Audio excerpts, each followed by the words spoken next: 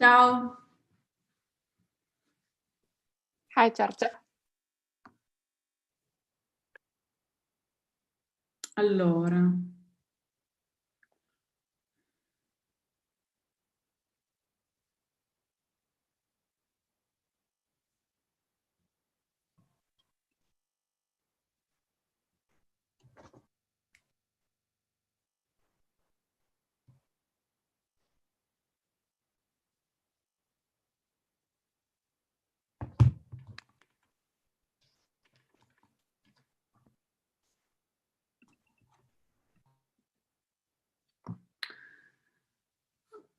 So I don't know if you see Accensione YouTube live, but we are actually not on YouTube because I put the pause. It's just to be prepared, and then I ask you the consensus to go on live.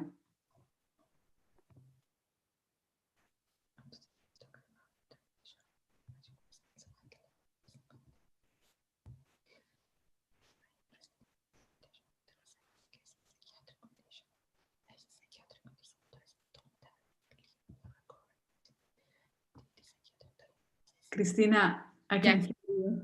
Yes. I didn't know that, but Giorgia?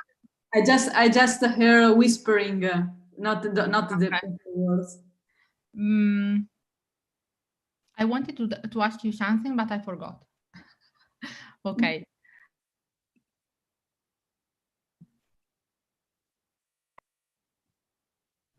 Do you know something about the other 60 people?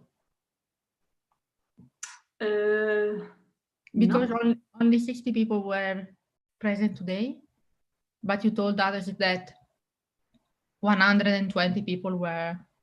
Mm-hmm.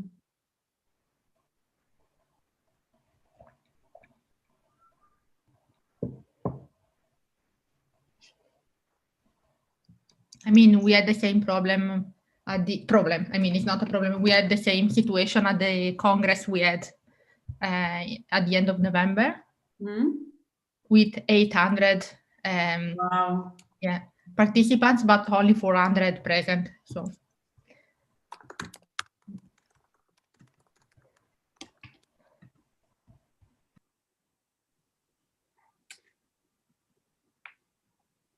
Georgia, if you want, I will take care of admitting people. I tried to enter some groups. Most of them have finished their work. Some are still active. Okay. But the ones that are active know that this is the link.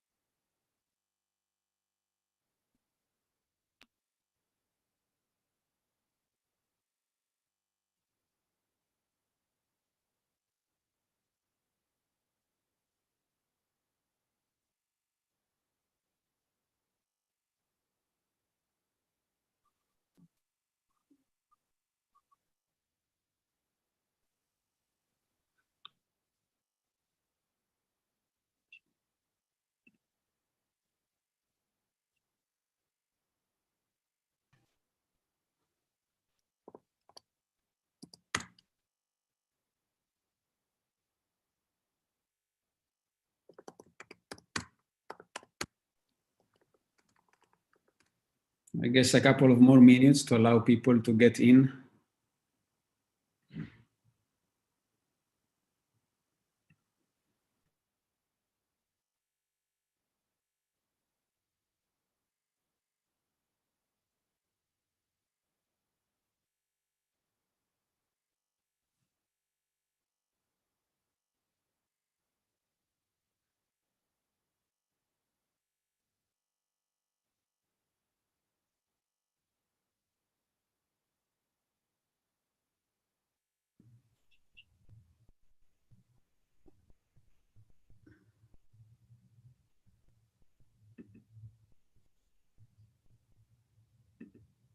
Now I can go on another.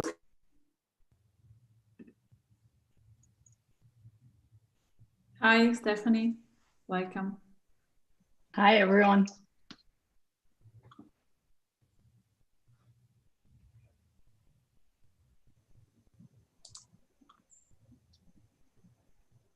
Yes.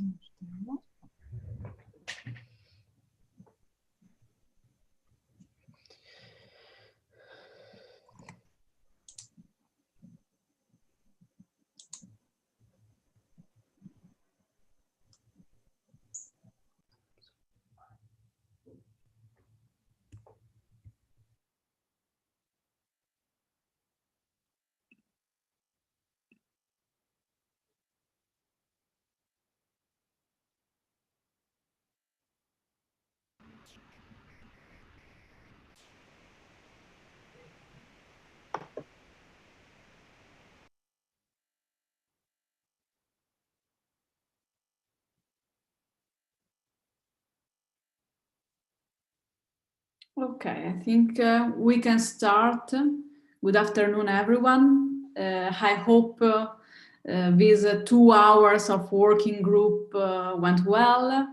Tell us if you had any problems. You can write us, or you can share some concerns. I remind you that tomorrow we dedicate an entire little session to this progress report. So you will ask to share what is going on.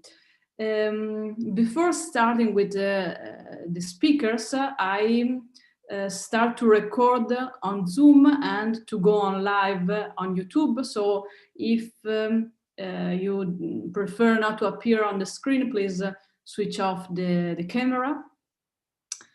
Okay.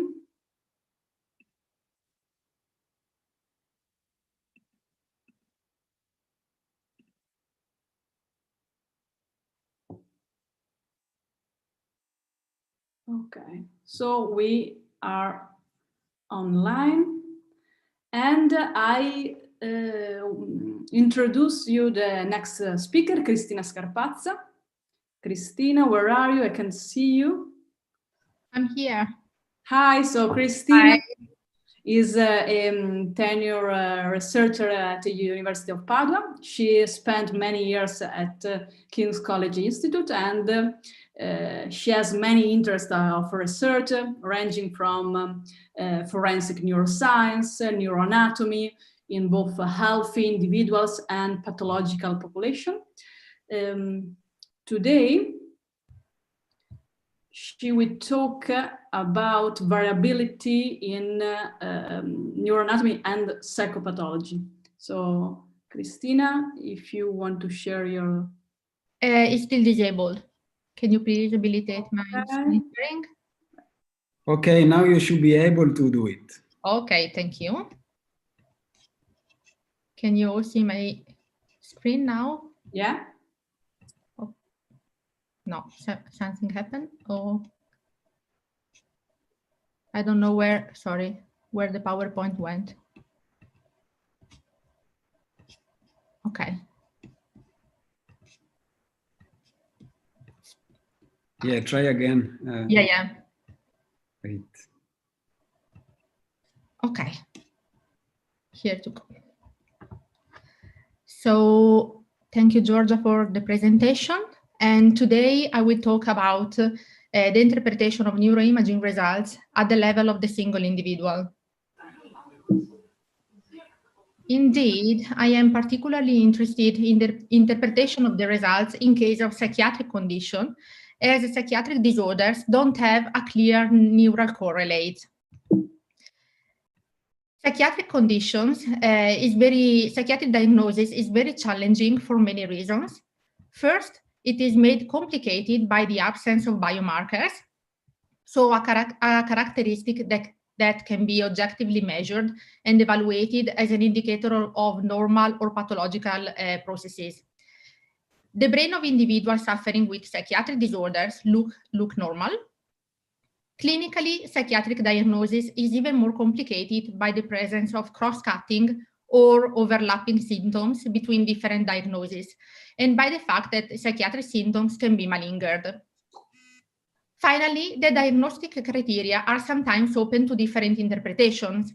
For example, a criteria for schizophrenia states that symptoms should be present for a significant amount of time, but it's still not clear what does a significant amount of time means. As a result, psychiatric diagnosis suffers from low inter-rater reliability. Inter-rater reliability is defined by the degree of agreement between different clinicians on the same diagnosis, and is measured using an index ranging from 0 to 1, where 0 means absence of agreement and 1 means complete agreement. As you can see in this study, which reports the data of the fields trial for DSM-5, the inter-rater agreement for schizophrenia is 0.4546, so it's quite low. And for instance, the inter-rater agreement for major depression is 0.28. The inter-rater agreement for borderline personality disorder is 0.54. This low inter-rater agreement has a clear impact on, for instance, on pharmacotherapy. In addition, the low inter-rater reliability of psychiatric diagnosis has an important impact on the inter-rater agreement on the opinion of insanity in the forensic setting, with the consequence that often defendants that need to be treated are punished and vice versa. In the last 15 years, researchers have worked to find reliable neural bases for psychiatric disorders, adopting neuroimaging techniques, both structural and functional. Here, I will talk only on structural data. These techniques have been used to identify reliable neural bases of full-blown psychiatric disorders, but not only. They have also been used to find neural bases of personality disorders and to investigate the prognosis of psychiatric disorders, like in the study that identifies neuroanatomical alteration of individuals at high risk for psychiatric disorders that convert in full-blown psychosis. However, it is still not clear whether results found at the level of the group could be used to make inferences at the level of the single individual. This is a critical step, as in clinical and forensic setting, one should be able to make inferences at the level of the single individual rather than the group. For this reason, in the last few years, 9 online tools have been released that, using sophisticated analysis, allow the automatic analysis of the single brain, and are thought to be particularly useful for clinicians. More specifically, clinicians can upload the MRI of the single individual on the online tool, and a report like this one is automatically generated. This report identifies the brain abnormalities of the single individual. However, these tools do not assist the clinician in the results interpretation. This is a critical step for two main reasons. The first one is that brains are known to be very heterogeneous. This means that brain can be different, but this difference do not reflect a psychopathology, but rather they can reflect normal variant in neuroanatomy. Like in this case, you can see here two very different brains, but both of them refers to two clinically normal individuals. Thus, it is of the utmost importance to understand whether brain abnormality reflects a psychopathology rather than a brain heterogeneity. Second, As a consequence of brain heterogeneity, single case analysis usually suffers from very high false positive rates. In this image, you can see the false positives distribution map reflecting the statistical errors when voxel-based morphometry is applied to single case analysis. So sometimes normal brain are statistically not normal. For this reason, it is of the utmost importance to understand whether a statistically significant result reflects a psychopathology rather than a false positive. To further complicate the situation, this process is affected by cognitive biases. A huge body of literature is now emerging on this fascinating point, and there are some authors describing bias at every stage of results evaluation, both at the level of observation and at the level of the conclusions. For instance, in clinical practice, different clinicians can observe different symptoms or can observe the same symptoms but give them different interpretation. This is a case of cognitive bias at the level of the observation, where 3 different clinicians observe different symptoms. And of course, this led to the formulation of very different nosographic diagnosis of psychiatric disorder. In neuroimaging, errors at the level of the observation have been recently found to be present. In this paper, published on Nature, results changed depending on the pipeline applied by each research group. If this problem is present when analyzing groups of individuals, it is even more present when analyzing single individuals. A strategy to reduce biases at the level of the observation, you can apply these 2 advices. First one, you have to apply standard guidelines. Second, you can apply techniques with a known error rate in the case of single case analysis. Even more interesting, in my opinion, are the biases at the level of the conclusion, reflecting different interpretation of the same data. A clear example in the clinical forensic setting is the case of Breivik, where starting from the same symptoms observed, 2 different clinicians reached 2 very different nosographic diagnoses with a clear different impact on insanity. So same symptoms, different diagnoses. This cognitive bias is present even when we need to interpret neuroimaging results. In particular, when we need to understand whether a statistically significant result reflects a psychopathology or a normal brain heterogeneity. This problem can be mitigated following 2 strategies. First, applying an anatomo-clinical correlation logic. Second, following guidelines created to decrease the impact of cognitive fallacies on results interpretation. Regarding the first strategy, while anatomo-clinical correlation is quite straightforward in neurological disorder, it is more difficult in psychiatric disorders where there is no clear and univoc neural basis for personality disorder or for obsessive-compulsive disorder. For this reason, to guide the interpretation of single-case neuroimaging results, we suggest to have clear in mind 2 different questions. The first one is these results reflecting heterogeneity or psychopathology? To answer this question, we suggest to try to understand the anatomo-clinical correlation between the symptoms observed in the patient and the neuroimaging results, rather than between nosographic diagnosis and brain alteration. The second question is these results reflecting a false positive? To this aim, you can compare the results that you have that you achieve with the statistical distribution map of false positive. For instance, if you have a positive result in the thalamus, then the likelihood to have a false positive in the thalamus is low. The second strategy refers to the application of guidelines created to decrease the impact of cognitive fallacies on results interpretation.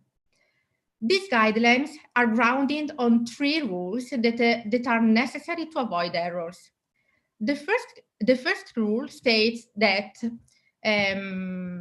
that neuroimaging should be coupled with behavioral findings, and this rule is necessary to avoid to interpret false positive as true positive. The second rule states that not every brain abnormality leads to behavioral symptoms, and this rule is necessary to avoid determinism. The third rule states that we cannot infer the presence of psychopathology from the presence of brain alteration. And this rule is necessary to avoid the logical fallacy of reverse inference. As these guidelines have been created for forensic setting, let's see how do they work using forensic cases. First, according to rule number 1, neuroimaging can be applied if clinical symptoms are present. Otherwise, it is impossible to correctly interpret the results. If a neuroimaging reveals a significant result, then clinician should try to understand whether these results are in anatomo-clinical correlation with the clinical symptoms. If so, then the imaging data support the clinical data. This is the case of a man charged with murder, as he impulsively killed a woman trying to sexually assault her. The defendant had a car accident resulting in a traumatic brain injury bilaterally in the frontal cortex. And since the event, so since the car accident, he was known in his town to be sexually deprived and impulsive. As we know that the frontal lobe is involved in inhibitory control, in this case, the neuroimaging data supported the clinical data of impulsivity. So again, the anatomo-clinical correlation is between the symptom and the brain findings. However, we need to pay attention as a case-by-case approach is the most appropriate, as according to rule number 2, not all the frontal lobe lesion had a pathological impulsivity. So if you violate this rule, you might end up with the error of considering a frontal lobe lesion clinically relevant in an individual where it is not. This is what happened in the case of Gianfranco Stevanin, an Italian serial killer that killed 6 women during extreme sexual acts. He was involved again in a car accident, reporting a frontal lesion many years before. And the defense consultant used his frontal lobe lesion to support impulsivity and insanity. However, in this case, Stevanin did the very same sexual act with his fiancée without killing her. And this is without any doubt. So this without any doubt denotes that he was able to inhibit his impulse when he wanted to. So in this case, the frontal lobe was not linked to impulsivity. This process is even more complicated when dealing with psychiatric symptoms. For instance, this is the case of a woman who killed her newborn child and was charged with infanticide. At the psychiatric interview, she manifested a constellation of symptoms that, if present together, are called frontal lobe syndrome, as the symptoms are all due to a defective functioning of the frontal lobe. In particular, she manifested an impaired theory of mind, deficit in emotional attribution, deficit in planning, deficit in problem solving, in impulse control, and she also manifested a borderline personality disorder. In this case, as a clinical diagnosis was present, we asked for a high-resolution MRI, and we ran a single-case box-based morphometry analysis. We found a decreased gray matter volume in the frontal lobe. This result is in anatomo-clinical correlation with the symptoms, as she has and has a low probability to be a false positive. So in this case, we consider the results to reflect a psychopathology rather than a normal variant in brain morphometry. Again, we need to pay attention as we cannot give the same interpretation to all the statistically significant results. For instance, in this other case, a woman committed a murder. No clinical symptoms were present, but an MRI was performed and analyzed using voxel-based morphometry. In this case, we found an increased gray matter volume in the frontal cortex. So how can we interpret these results? First question, is the result representing a psychopathology or brain heterogeneity? In this case, it is not possible to find an anatomo-clinical correlation as the defendant did not present any clinical symptom. So if you want to use previous literature to interpret the brain results, you might think that this woman is a binge drinker.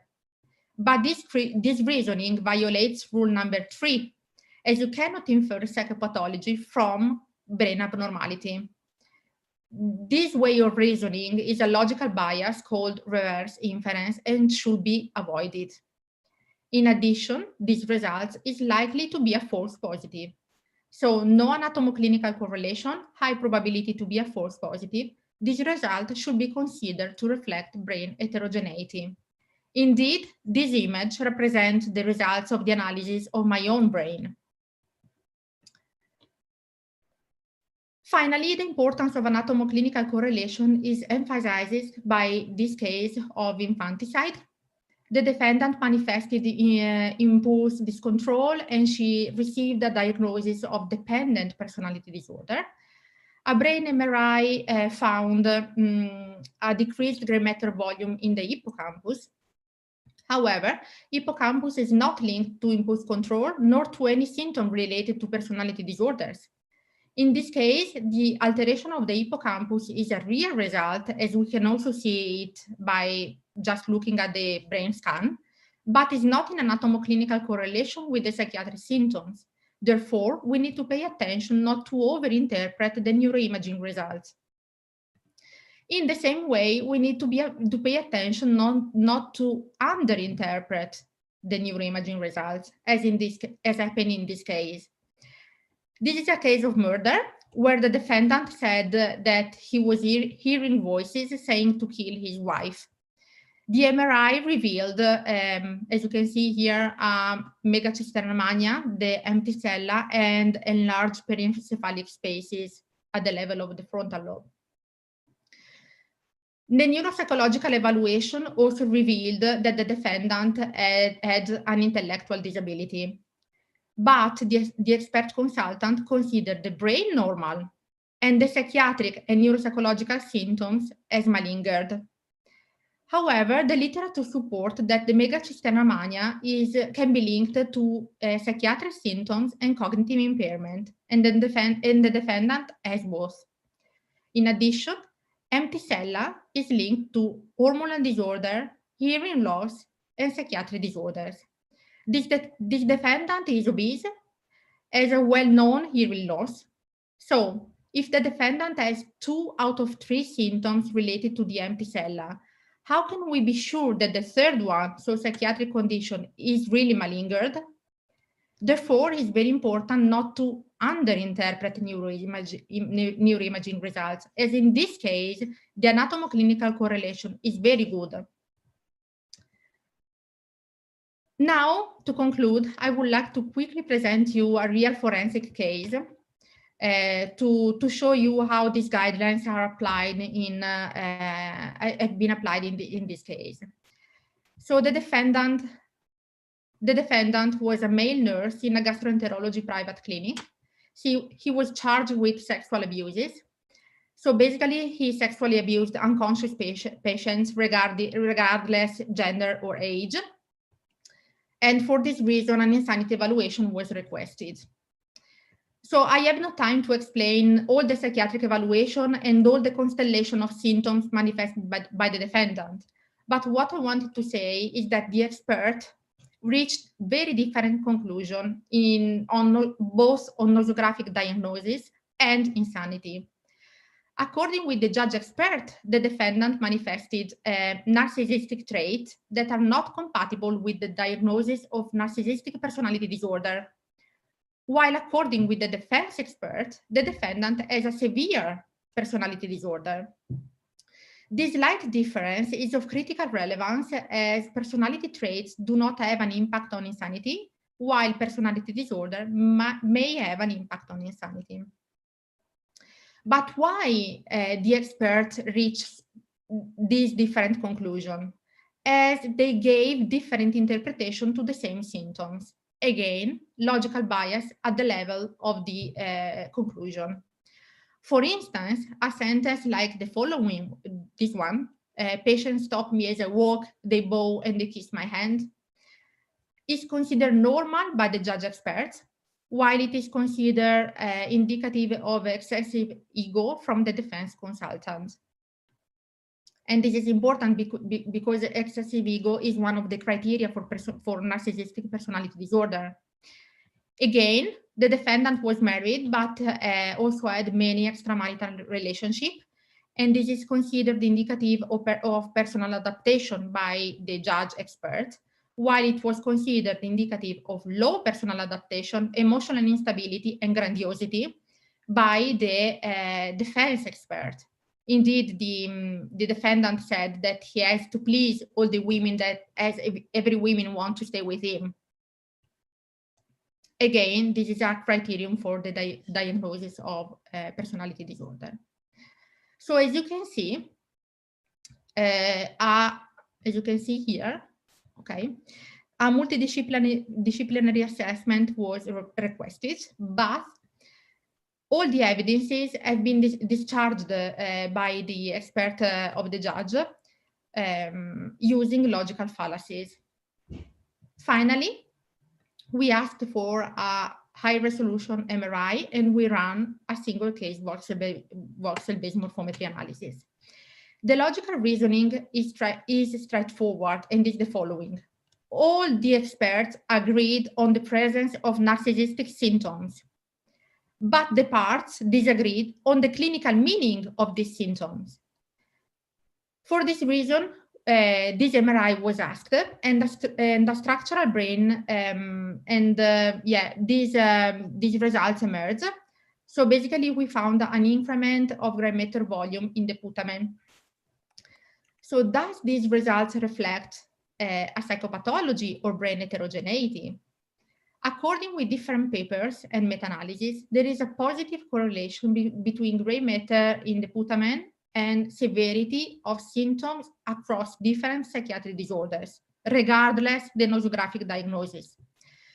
So this data support the presence that the symptoms are severe. In addition, these results has a low probability to be a false positive. Again, logical bias. The defense of the expert from the judges discharged this data, saying that no guidelines recommend the use of MRI to make a psychiatric diagnosis. But the MRI was not used to make a psychiatric diagnosis, but was used to discriminate between traits and personality disorder. To conclude, this case described in the last slide is interesting, as the main controversy between the expert of the judge and the defense consultant laid in the distinction between personality trait and personality disorder. Critically, the introduction of an integrated multidisciplinary approach may end this controversy. As a matter of fact, in this specific case, the neuropsychological, psychopathological, and imaging data that are not subjective to interpretative variability consistently indicated the presence of clinical defined psychopathology. Which psychopathology?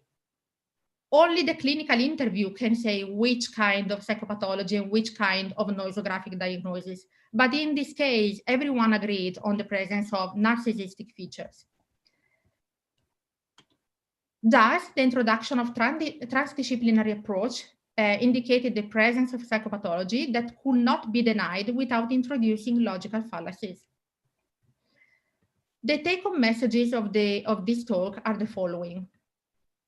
Psychiatric diagnosis is very challenging. For the neuroimaging results to be clinically useful, inferences should be made at the level of the single individual, but in psychiatry, it is still not clear how these results should be interpreted. Third, it is important to avoid logical bias in the results interpretation. How can we do that? Using an anatomo-clinical correlation logic and following guidelines to avoid this kind of errors. I finished. Thank you. Thank you, Cristina. Thanks. Are there any questions? Yeah, I have a curiosity, Cristina. Do you also use connectivity analysis or only structural MRI? Because maybe connectivity could help a lot in explaining some of the cases. Yeah, that's true. We tried to use connectivity analysis in the last cases, but the point is that it's very difficult to understand whether the results are really results or are statistical errors in single case analysis. Okay. We have a question from the audience, Lilith Durian. So could you talk more about the reverse inference? Why are we sure that it is impossible to infer psychopathology from brain abnormality? So is it because we do not have enough knowledge about brain functioning, or is it fundamentally impossible? So is it impossible to create a machine learning model that will predict with high accuracy whether a person has psychopathology or not? That's a good question. I think that is more a philosophical question than a scientific question. There are many models working with machine learning, and many, for instance, the brain tools that I show you in the first slides are almost all based on machine learning models. But the point is that if you do not have a clinical symptoms, you do not have a psychopathology.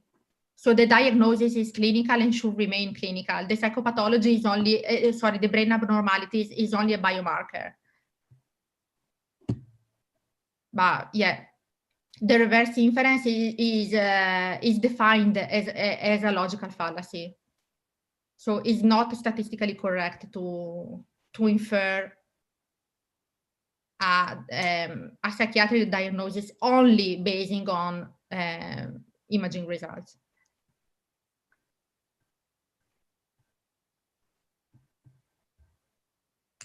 Okay. Okay. Thanks, Cristina. Are there any other questions? If not, we can move on by thanking Cristina for this nice presentation. And now it's the turn of Stephanie Forkel, who is already there with a nice background. So Stephanie obtained her PhD at King's College London, is currently a CNRS researcher in neuroscience in France and a visiting lecturer in neuroimaging at King's College in London. She is interested in how lesions in brain connections impact on symptom severity in different types of disorders like neurodegenerative disorders and focal lesions. Besides from her many scientific achievements, Stephanie is also a great disseminator of science in public events. And today she will talk about variability maps in humans and monkeys and its relationship to evolution. Thanks.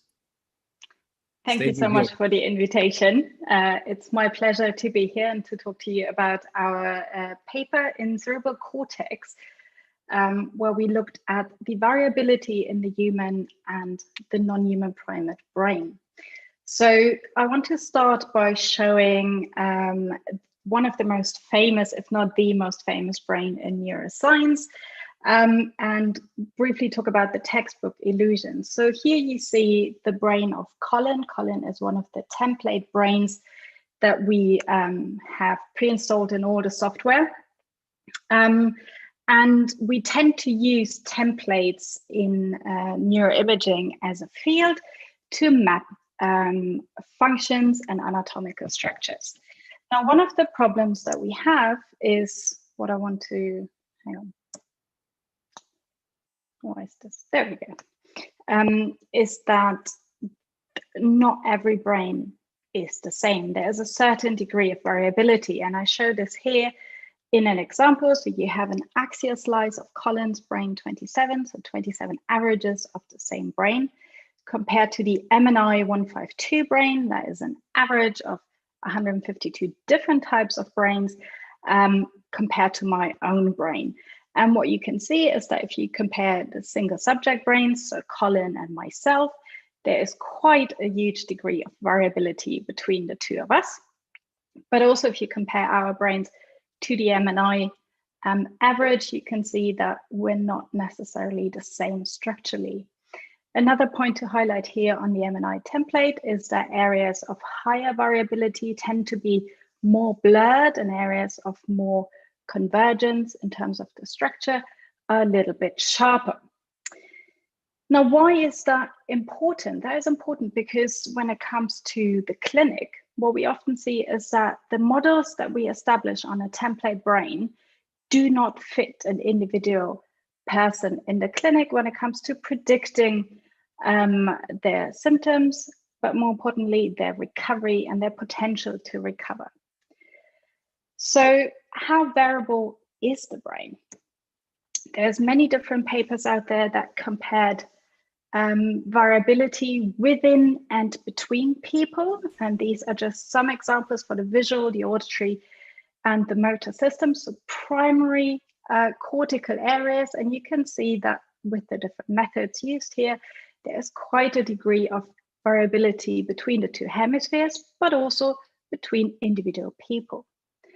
Now, this is not only the case for for primary cortices, but also for association cortices. So here is the example of the paracingulate sulcus that is present in some, but not all people. And even those who have it may not actually have it in both sides of the brain, in both hemispheres. So the question from this arises is, why are we different? Where's this difference coming from? And does it have a meaning? And more importantly, does it have an advantage or a disadvantage?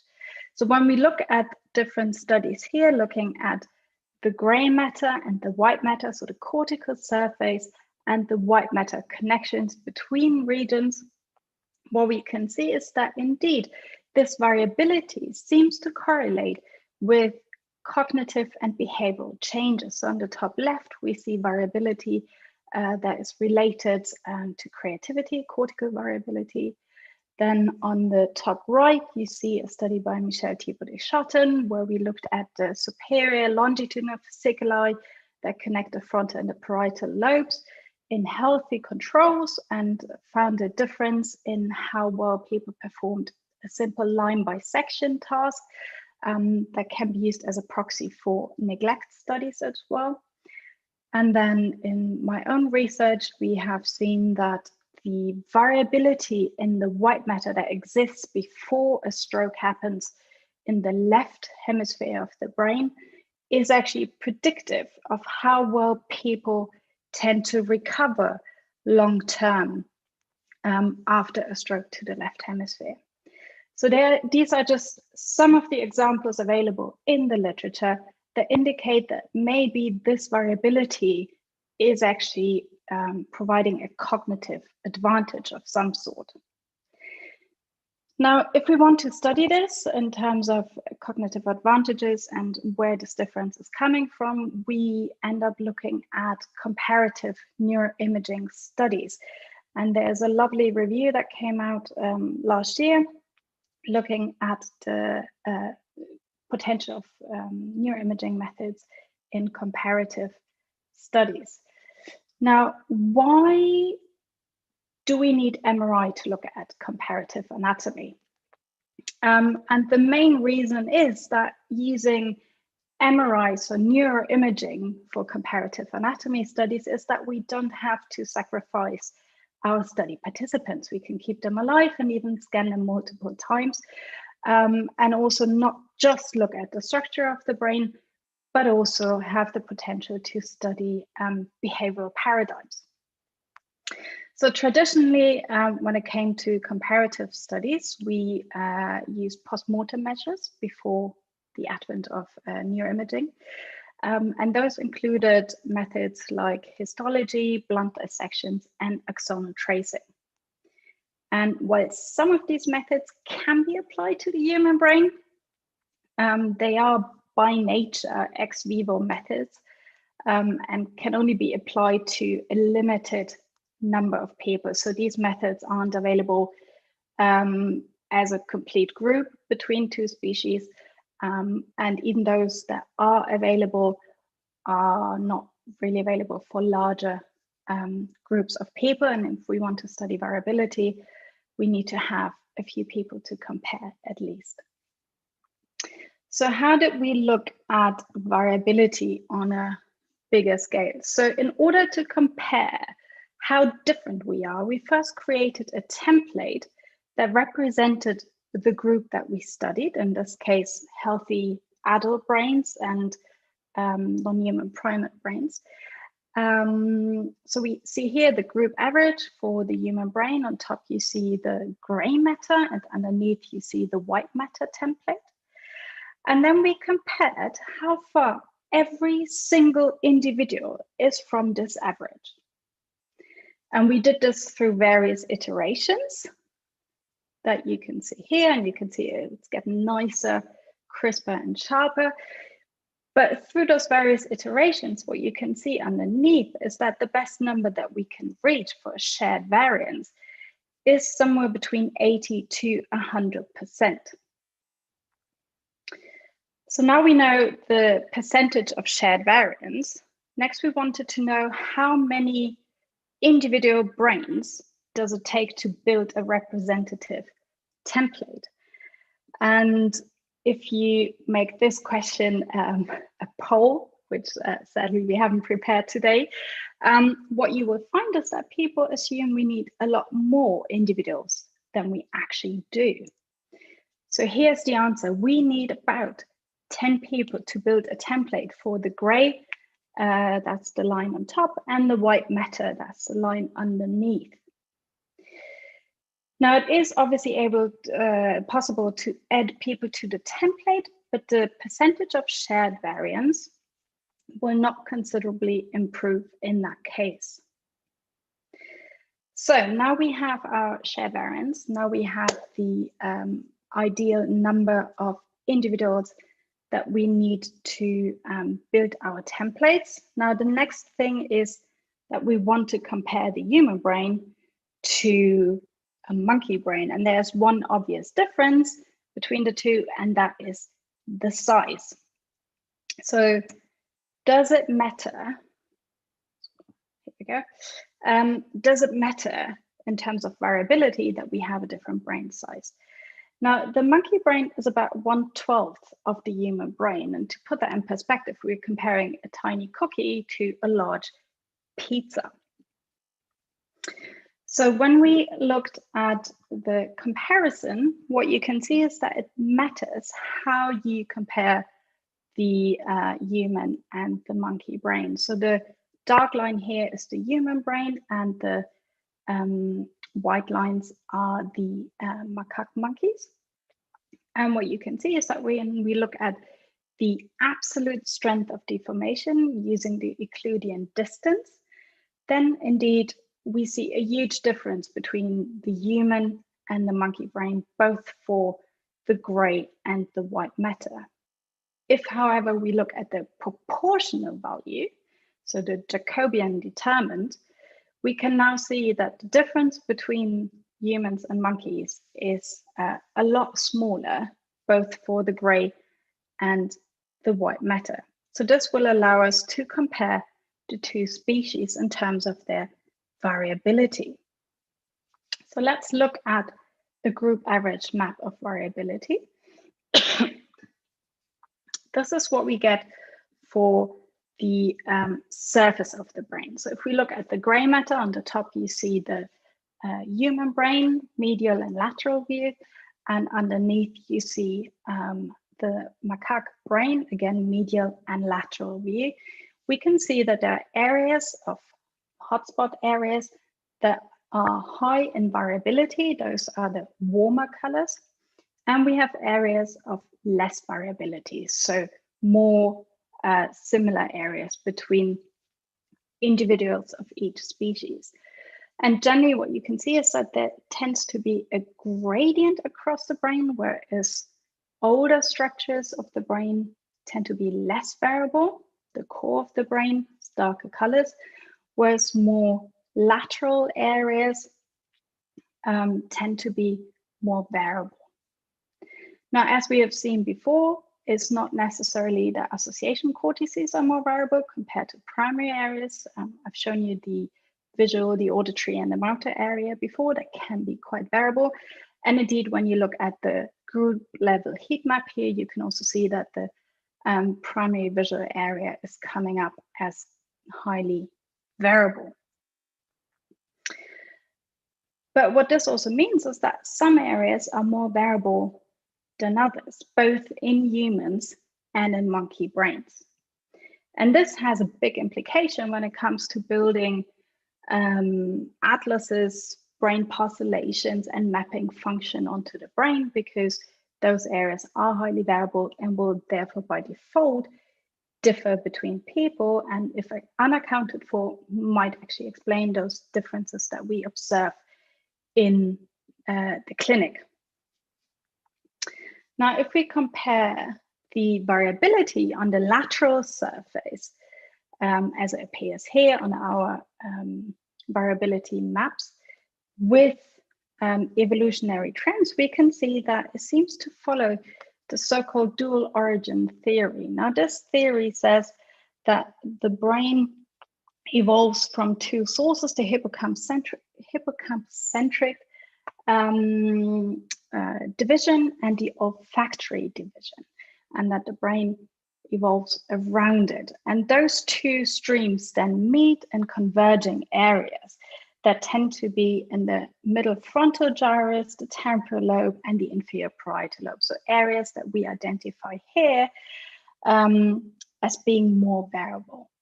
And those areas also tend to be associated with higher cognitive functions. So for example, decision-making and language functions and tool manipulation in the parietal lobe. So there seems to be an evolutionary link between the evolution of the brain and the variability of the brain. Now, using MRI imaging, we were able to measure in humans and in macaques the association between the evolutionary expansion and our variability maps. And what you can see here is that some lobes have a positive and other lobes have a negative correlation, and that is the case for both the left and the right hemisphere. And that is enabling us to study patterns of asymmetry between the two hemispheres as well. And when we look at the variability in asymmetry, this is probably a hard slide to see on most computers. And it's quite busy, so I talk you through it. So on the left, we have the human brain, and you have it split into the different lobes, frontal, parietal, temporal, limbic, and occipital, and you have the left and the right hemisphere. And then on the right side, it's the same structure, just for the macaque brain. Now, what we can see is that overall areas of greater asymmetry are mainly those with the largest degree of asymmetry, dominance, and function in humans. So we have a lot of left lateralization in the temporal lobe. We have right lateralization for the limbic and a little bit in the occipital lobe. Whereas for the monkey brain, the asymmetry of variability is not as prominent except for the parietal lobe. So we have the supramarginal and the angular gyrus that tend to be more wide lateralized in their asymmetry of variability in the monkey brain. So that is the cortical surface of the brain.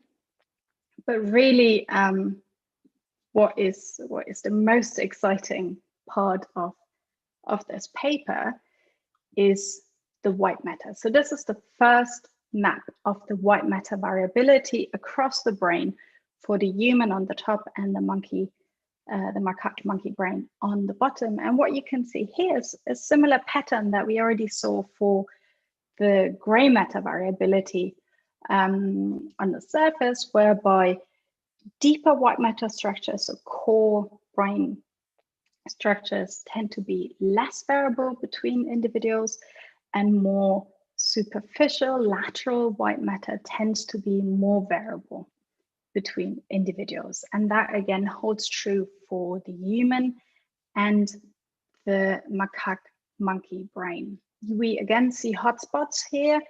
I do apologize for the word, it now has a new connotation. I didn't think of a new word for it, but we see areas of high variability and areas of low variability. And again, you see the occipital fibers leading to the primary visual cortex, for example, that are highly variable. Whereas if we look at the deeper brain structures, the cingulum and in particular the fornix, for example, tend to be less variable between people. And this is very, very important when it comes to, as I said, building an atlas, building models, but in particular also for brain surgery interventions. For example, when you choose entry points towards a brain tumor or decide which areas to take out, and depending on the high and low variability, you might change your approach in that case. So in conclusion, I hope I could excite you about brain evolution, and that brain evolution plays a part in the development of our brain. I also showed you that monkey brains are overall structurally as variable as the human brain when we control for the size.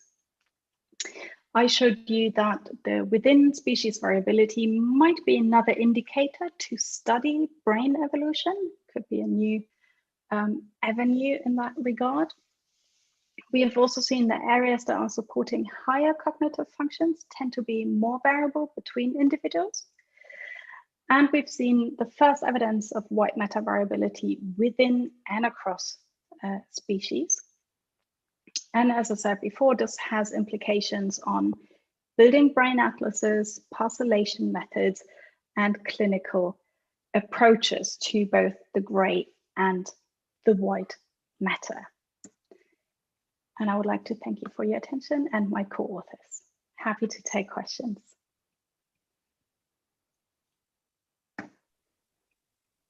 Thanks, Stephanie. Very nice paper, very nice presentation. Thank you. You've done a lot of this work, but I have a curiosity. I'll start since nobody else is Sure. Asking questions.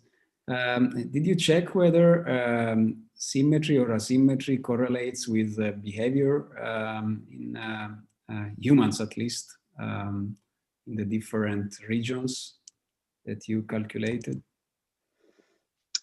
Not with regards to variability per se yet.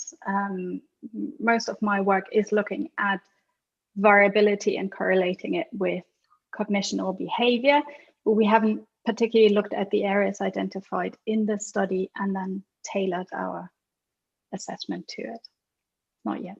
What would you predict, that areas that show less asymmetry are less variable also in terms, I don't know, of their capacity to predict behavior, or do you have an idea?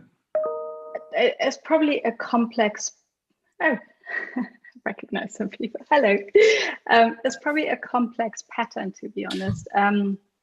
As we can see, there seems to be an advantage for certain cognitive and behavioral functions if you have one or the other pattern of variability, but at the moment we don't really know yet which pattern does give you an advantage overall, and if that is the same across functions, or if, for example, a more lateralized arcuate to the right hemisphere gives you an advantage for language, but you need something else to have an advantage for memory functions, for example. So this still needs to be disentangled further. Thank you. Stephanie? Yeah, if I may. I actually have a curiosity. So a very nice talk, and you have spoken a lot about epidemiological development, but I was wondering if you could also say something about maybe ontogenetical development. Like, I know, for example, some networks in the brain are present very early. I think that the Fulmon network is present already like 2 years of age, whereas others we know develop a lot later. So I was wondering if you find any patterns of correlation with behavior, also looking at the ontogenetic development of network, or I don't know, anything with that. I'm no expert in that, absolutely not. And I personally haven't looked at it myself yet. But one thing that we know, for example, is that when looking at language tends to be more bilateral in children, both functionally and structurally. And then in the adult brain tends to lateralize to the left side usually. So there is definitely a shift in function and or structure at some point. But I haven't really looked at it. One hypothesis one could have is that there might be different patterns of when and how this shift might occur, and that might contribute to the variability that we're picking up, and then have advantages when it comes to cognitive and behavioral measures, but in particular, it seems in predicting clinical recovery as well. I see. Yeah, I was wondering if you would expect like the networks that develop later are also the ones that show more variability, kind of like as you see with epidemiological development, or whether if instead this is not true. But very, very nice talk. Thank you. Thank you. Ma'am, one curiosity, did you, along with finding the variability in the white and the gray matter, did you also find variation in glial cells, the number of glial cells? Very interesting question. We haven't looked at glial cells. We haven't looked at it. Personally, I don't have a hypothesis about it, but it's definitely an interesting question to follow up and look at. Because sometime back I was reading about the variation in the brain of Einstein, and they had found that there were more glial cells at the temporal regions, and certainly if it shows, I mean, a structural difference compared to the normal population. So maybe it should also look for glial cells, maybe, and in what way they do impact the structural differences in the human brain, right? Absolutely, absolutely. As I said at the beginning of my talk, neuroimaging up until, dare I say, recently has looked at the brain as a template. So we measuring variability was very difficult to do if you don't have the number of people to study them with, but also in terms of the methods that we had available. So really being able to look at the variability in structure and function and how the difference in cell types and hemispheres contributes is a fairly recent field of research, but very exciting. So keep following up those questions and look at your glial cells. Yes, ma'am. Thank you very much. You're welcome.